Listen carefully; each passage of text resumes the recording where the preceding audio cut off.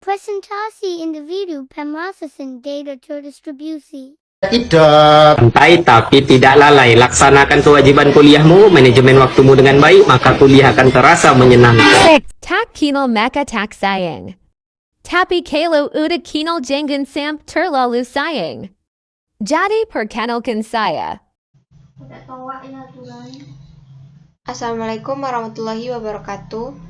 Perkenalkan, nama saya Triwidya, NPM 22430107, Prodi S1 Ilmu Komputer, kelas D.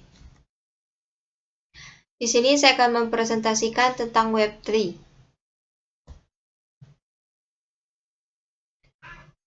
Pengertian dari Web3 adalah generasi ketiga dari evolusi teknologi web yang berbasis blockchain dan memiliki sistem yang terdesentralisasi. Web3 juga akan menggunakan machine learning dan artificial intelligence untuk memberdayakan platform yang lebih cerdas sekaligus adaptif. Web atau yang dikenal juga World Wide Web adalah lapisan dasar bagaimana internet digunakan dengan menyediakan situs website dan layanan aplikasi. Internet yang saat ini kita gunakan adalah Web 2 yang didominasi oleh perusahaan besar seperti Instagram, Meta, dan lainnya, di mana penggunaan layanan aplikasi tersebut membutuhkan data pribadi kita sebagai nilai tukarnya. Nah, perbedaan mendasar antara Web 2 dan Web 3 terletak pada desentralisasi. Sistem yang terdesentralisasi memungkinkan kita sebagai user menggunakan aplikasi apapun dalam Web 3 tanpa mengorbankan data pribadi kita.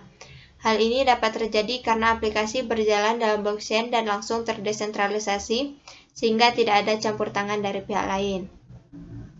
Selain berbasis blockchain dan desentralisasi, ada juga komponen penting yang membuat Web3 semakin canggih, yaitu composability. Kualitas komposisi atau composability memungkinkan Web3 dapat digunakan secara open source dengan banyak orang dan mampu berkembang lebih cepat dibandingkan sistem yang masih sentral. Ada beberapa fitur utama Web3 yang membantu menentukan tentang apa kemungkinan besar web generasi ketiga, yaitu yang pertama, decentralized. Berbeda dengan dua generasi pertama web, di mana tata kelola dan aplikasi sebagian besar terpusat, Web3 akan terdesentralisasi. Aplikasi dan layanan akan diaktifkan dalam pendekatan terdistribusi di mana tidak ada otoritas pusat. Yang kedua, blockchain based. Seperti yang kita ketahui, teknologi blockchain merupakan enabler atau layaknya pengampu untuk pembuatan aplikasi dan layanan terdesentralisasi. Dengan blockchain, data dan koneksi di seluruh layanan didistribusikan dalam pendekatan yang berbeda dari infrastruktur database terpusat. Blockchain juga dapat mengaktifkan buku besar transaksi dan aktivitas yang tidak dapat diubah, membantu memberikan keaslian yang dapat diverifikasi di dunia yang terdesentralisasi.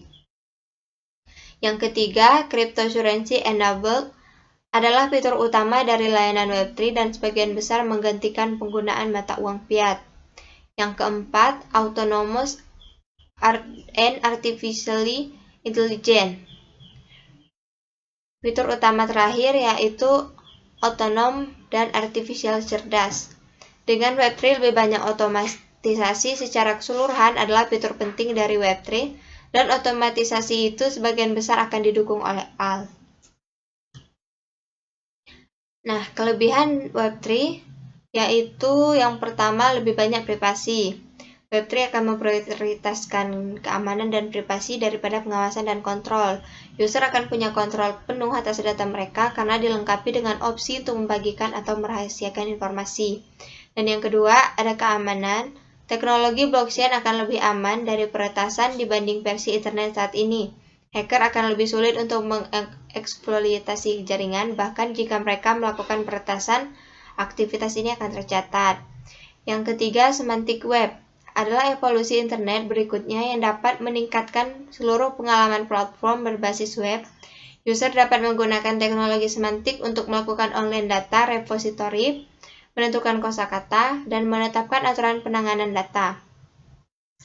Yang keempat, ada konektivitas, yaitu data berkaitan erat dengan Web3 karena semantic content yang mengarah pada peningkatan user experience pada tingkat konektivitas baru dengan memanfaatkan semua data yang dapat diakses.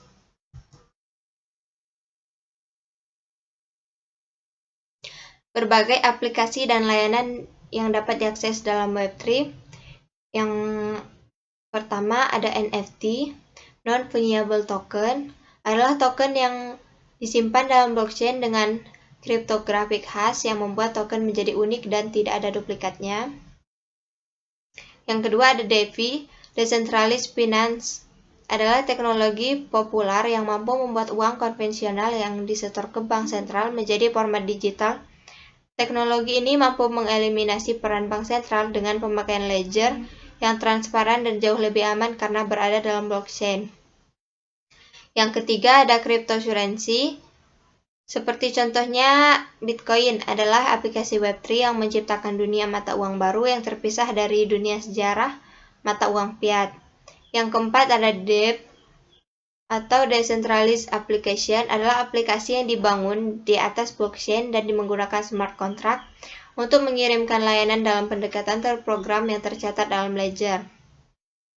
Yang kelima ada Cross-Chain Bridge.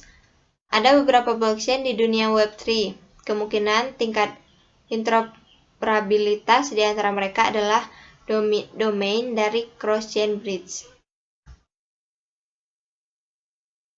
Yang terakhir, kesimpulan kehadiran Web3.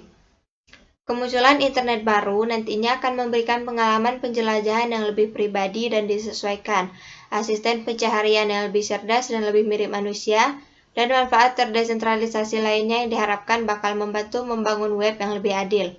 Hal itu bakal dicapai dengan memberdayakan setiap pengguna individu untuk menjadi penguasa atas data mereka dan menciptakan pengalaman keseluruhan yang lebih kaya berkat segudang inovasi yang akan datang setelah tersedia.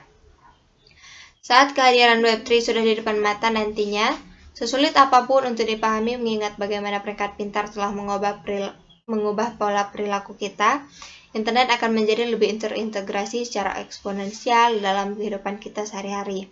Pada saat itu, kita akan melihat hampir semua mesin yang biasanya offline seperti saat ini, mulai dari peralatan rumah tangga seperti oven, penyedot debu, dan lemari es, hingga semua jenis transportasi menjadi bagian dari ekonomi cloud, akan berinteraksi dengan server otonom dan aplikasi terdesentralisasi atau dApps.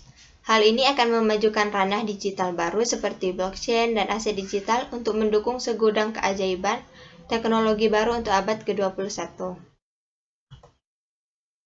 Terima kasih. Sekian presentasi dari saya. Wassalamualaikum warahmatullahi wabarakatuh. Awas flik.